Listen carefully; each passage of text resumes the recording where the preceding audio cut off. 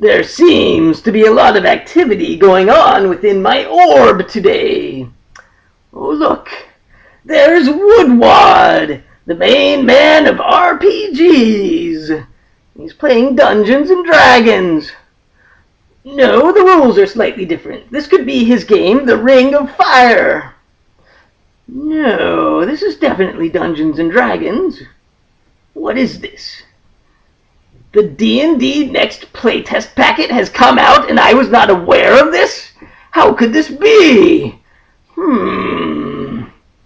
Well, there it is. I can absorb the information through my orb. Oh, this is a very big playtest packet.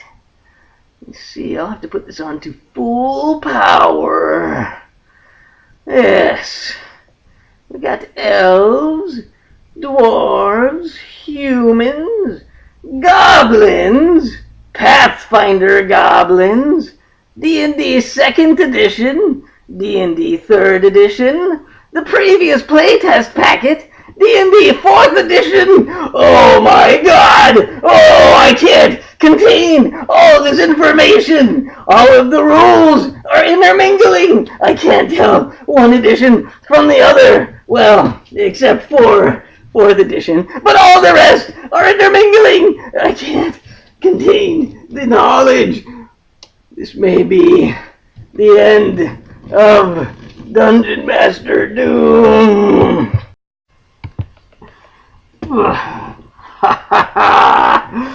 Did you think Dungeon Master Doom could be defeated by a simple play test? No. Now, Dungeon Master Doom knows all. And Dungeon Master Doom likes this playtest a lot. This is a very big playtest, and you can go download it for free at the Wizards of the Coast website. This is a humongous playtest.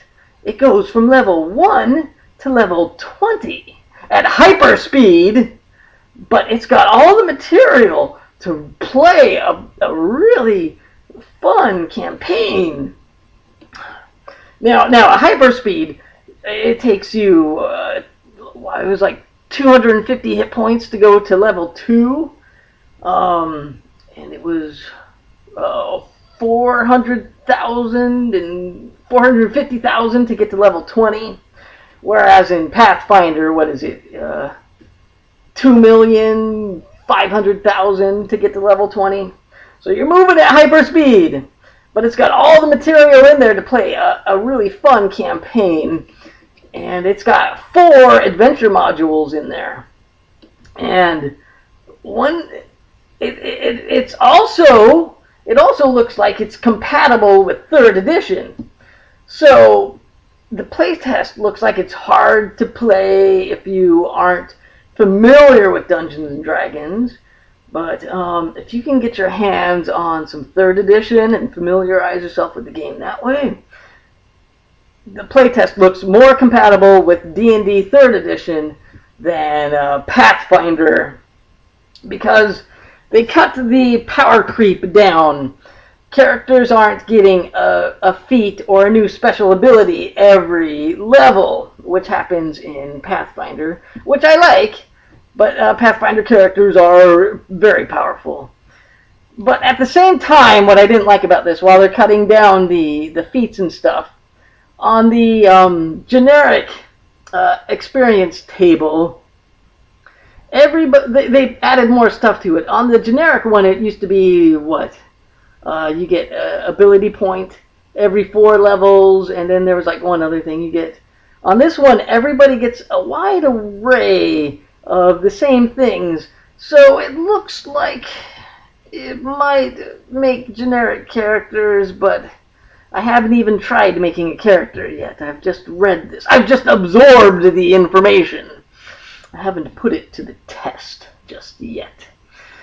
So, the power creep went down, and it's compatible with 3rd edition.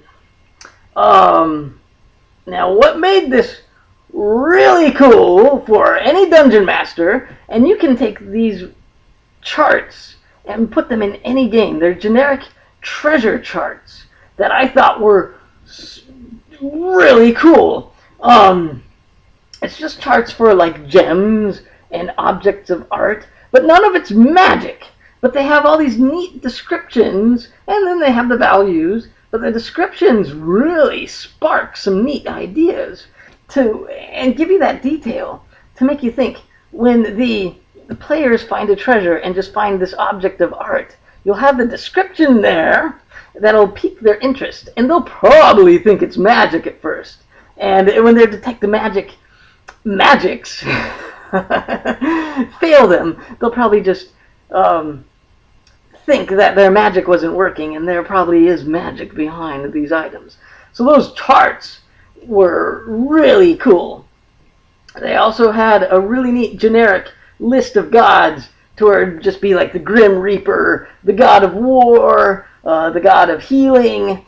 So you could take any mythology you want and just implant it on this generic list of gods, and you'd have reasonable stats for all these creatures and the abilities they grant their clerics.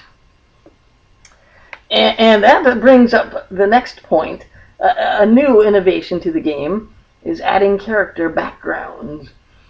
Now, you have lots of players who can make their own backgrounds, and they won't even entertain the idea of taking a background from the book. But there are also lots of players who can't come up with an idea, and they have it here. They have a thing that says you were once a blacksmith, or you were once a farmer, or, whatever. So that was cool. It kind of reminded me of Warhammer Fantasy. But in Warhammer Fantasy, you play as like a rat catcher and one of the lowly medieval commoners. This is in your past, and it helps determine your skills and stuff. That's a neat, some flavor to the game. Oh, now the skills. I like the skills, and I don't like the skills. What I liked about the skills was that they started spreading the bonuses throughout all the abilities. Now, in Pathfinder, most of the skills are intelligence-based and dexterity-based. A couple wisdom and strength ones, but it's mostly those two ability scores. So in D&D Next, they're spreading it out so you can have a more diverse range of ability scores and have access to more skills, although you only get 4 skills. Well, 3, because you're going to be putting one of your ranks into perception. They still didn't get over that little problem. I was hoping they would figure that one out. And then, well, the last thing, I noticed a very small detail.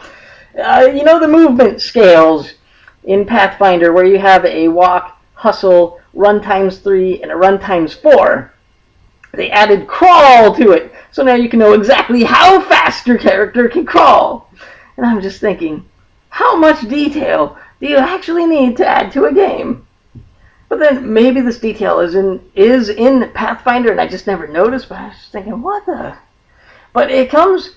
I bring that up because the D&D Next is very miniature oriented, so you'll need to know those details for tactical combat. Now, one thing they did that just vexes me is they went from squares. They're using hexes. So, all the people who like miniature combat, who play 4th edition, won't have any interest in this game because they're going to have to buy new battle grids and everything to use miniatures with that game. And most of the people who play Pathfinder are grognards who don't use miniatures, and they're not going to go buy the hex things. So, I don't know what they're thinking. The miniature thing is to make money, but making your fans who bought your 4th edition battle maps convert to hexes after they put a fortune into the 4th edition books, That's screwed up. That's screwed up. Oh, I don't know how long they're gonna keep that idea up. I think that's gonna anger a lot of people. But the real question, the riddle behind these playtests is, what exactly are they playtesting for? I compared this to the first packet I got, and the first packet is smaller, but all the rules are word for word the same. Well, I don't know that for sure. I compared one paragraph in detail and noticed that they changed an A to an N. And that was it. The rules are exactly the same. So I don't know what they're looking for in the playtest. I think in the last playtest they were just trying to see what they could add to the game. And I guess somebody said, I need to know how fast my hobbit can crawl when compared to my elf crawling. So, but maybe they'll have a different goal with this playtest packet, because it goes from levels 1 to 20. So it'll be interesting to see if I can get the playtest going and actually run it from level 1 to 20, to see how they changed the way you get feats and the way they changed the power creep around, to see where that sweet spot in the game is. So, that is the riddle. I wonder what other secrets I'll find as I delve deeper into the Dungeons and Dragons Next Playtest packet.